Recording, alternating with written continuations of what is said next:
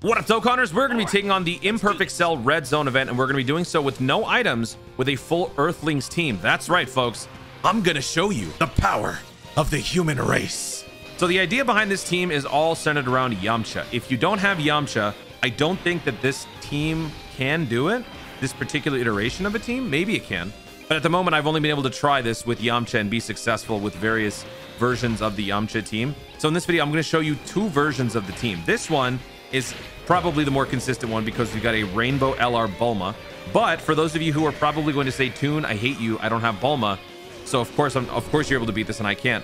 I beat this without the STR LR Bulma, without Yajirobe, and without Krillin.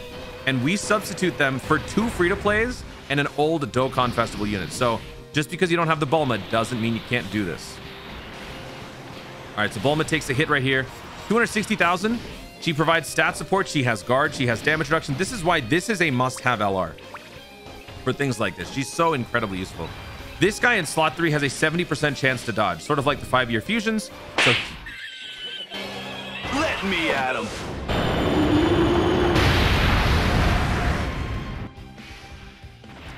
So anyway, thank you, Yajirobe. Appreciate that. Yamcha is the main focal point of the offense. The more attacks he can launch, the more evasion he gains, and the more stats he gains because every attack that he launches gives him more stats. Ideally, you should be using that active skill towards the tail end of the event, but I was a little trigger happy here and I just decided to do it. He's got an insane amount of damage reduction the less health you have, which will be happening quite a bit.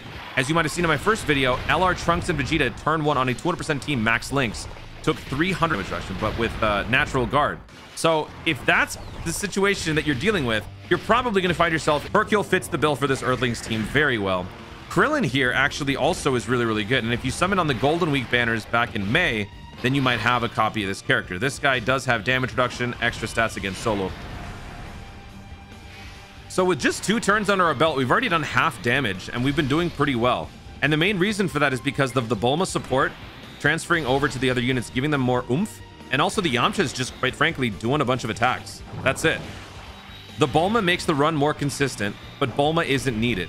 And Jackie Chun, you might notice, is also on the team. He has type advantage. He also has a 50% damage reduction when you launch an ultra super attack on the target, and it hits.